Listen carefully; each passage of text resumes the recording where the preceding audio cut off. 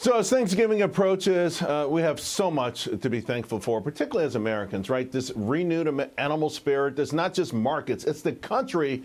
Everyone's hoping for prosperity without inflation. However, higher prices remain central, certainly at this moment, a central theme for our economy. Although along with the cultural battle, persistent inflation, obviously, probably the most significant factor with the election outcome. And some of the more egregious price increases, really ironically, cross the cultural battle would be pumpkin spice latte. I just want to show you this. It is actually up huge, more than home prices since 2005, 94 and 73% respectively. I mean, the election overall, listen, it was all about that. But the gaslighting, even though the election is over, the gaslighting continues. Check this out. NBC taking severe heat on a report that this upcoming Thanksgiving meal will only cost $5.80 a head for 10 people. Well, I shared it on X, and here are some of your responses. Let's just say that you're not buying it either about this. One viewer is tweeting a single wing. By the way, I love this. It's attractive, right? A wing with some garnish there.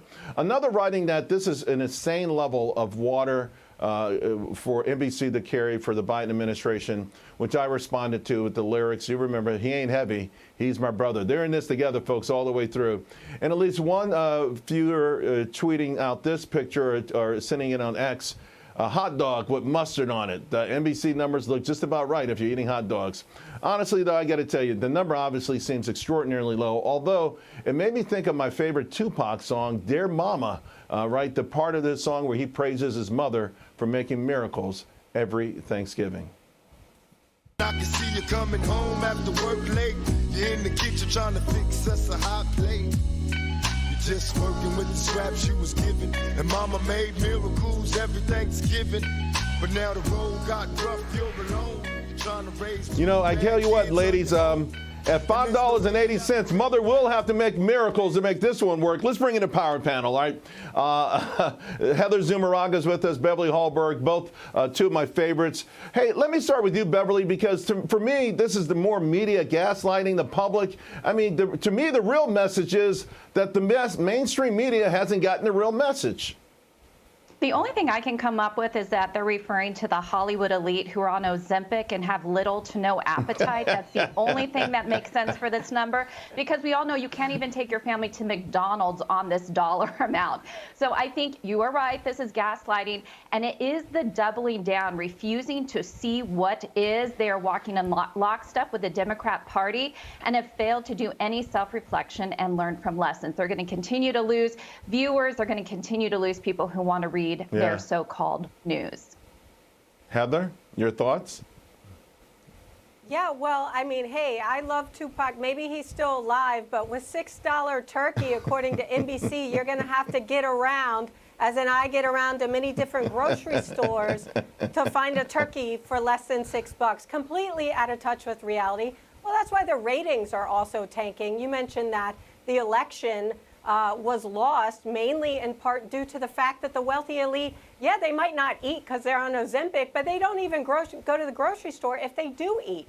They probably have someone do it for them, have it delivered to them. So they're just completely out of touch with reality. Maybe at Chick-fil-A, if they sell turkey, you can I don't know. For $6. But for 10 people, you know, and it's so funny because I had fun with this pumpkin spice latte chart. I had to use it, right? Yeah. But that crowd, they tried to get Harris across the finish line, and they couldn't, but they do have a lot of money. They spend a lot of money. And I want to go back to you, Heather, because I think that chart explains the inflation conundrum. Rich people are out there, the top 20% are doing 40% of the consumption. So all your, a lot of your consumption data, your retail data, it remains high. The Fed's got to keep rates at a certain level, but everyone else is grappling because their credit card rate just went from 13% to 23%. How do we solve something like that? Well, yeah, one way we solve it is not blaming small businesses and greedy, evil corporations, which are the words of Ms. Harris and the Biden administration. Remember, if she was elected, she was going to impose those price caps, Charles. I mean, my husband and his family have a food distributor down here in Florida, and they're squeezed. I mean, when your margins are squeezed, your profits decline, he can't compete with the Amazons, the Bezos, and the Whole Foods. And so unless you pass those costs along to the consumer, then yeah, you're in a really tough place. And so I'm glad the new administration, President Trump, is going to come in, rein in some of that wasteful government spending, also lower energy prices. And I think it's going to be a beautiful thing to bring down prices across the board. You know, Beverly, President-elect Trump campaigned on jump-starting the housing market. We had housing data today. Wasn't great, but the housing prices keep going up and keep going up. What do you anticipate in terms of a rollout from Trump, the new Trump administration? Now, first of all, I do think there is more of a sense of optimism. I looked at the housing numbers in my area in South Carolina, and sales have gone up slightly. So that's good. I think people at least have some certainty for the next 4 years. But he's talked about rolling back regulations and also lowering energy costs will make sure that homes don't cost as much to build. But I really think there's this element until the economy fully gets back on track, unless interest rates start declining, especially first-time home buyers, young people in their 20s, they're not going to be able to afford those homes right now. I think this is a long-term battle that he's going to have to address. All right, ladies, let's switch gears because you know what? I'm so unhappy with customer service. Almost everywhere I go, it's become an unmitigated disaster. But on that note, I think I found my next bank. Now, it's a Japanese bank, but it's called Shakuku Bank, and they pledged to commit seppuku, right, which is essentially if they commit fraud, any employee at the bank who steals money will pay for it with his or her own property and then commit suicide. All right, so Beverly, suicide aside, though, I mean, think about this. Yesterday, we found out someone at Macy's sold $100 million, right, or hid fraudulent payments. It just feels like there's a massive disconnect. So I'm looking at corporate culture, and it seems like it's going in the wrong way. How do we fix that?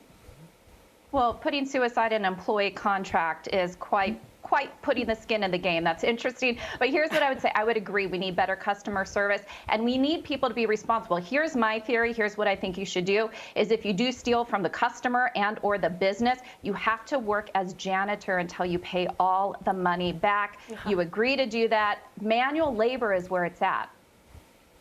Yeah, I don't trust them now. I think the floors are going to be sloppy. They're not going to throw the garbage away. I don't trust them in that role. We got to give them something else. Hey, I want your opinion on this, Heather, but I'm going to skip to something else because I don't know if you guys saw, Warren Buffett put out a fascinating update on his will yesterday.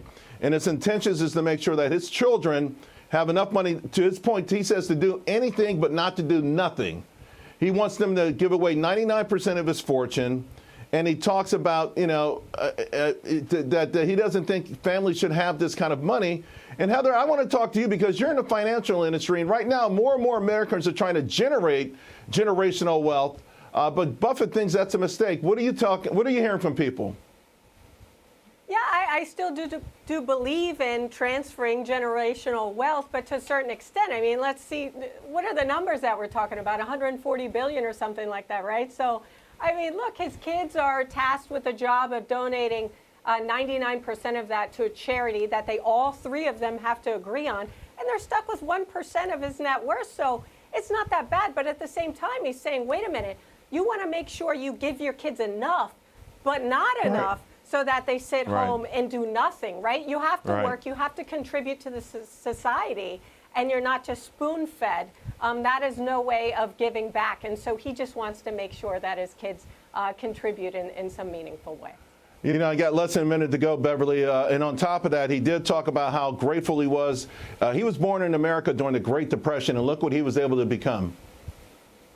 And I really think what he's talking about with his kid is making sure that they do work, because work brings dignity. Being productive, being able to make something, create something, brings so much joy. You can look at plenty of extremely wealthy people. If they inherited it and didn't work for it, they often live unhappy lives. So I think this is the best thing he could do as a father. I think it leads to more happiness for his children. And what about the notion, though, that you could be born in the Great Depression and still become one of the richest persons that ever lived in this world? Phenomenal, isn't it? I think it's just that's what you talk about all the time. Yeah. Yep. It's the American Heather, dream. Beverly, ladies, both, I want you both to have a fantastic Thanksgiving. We haven't gotten together often enough, but we will in the new year. I appreciate you both. Thank you very much. Happy Thanksgiving. Thanks, Charles. Happy Thanksgiving.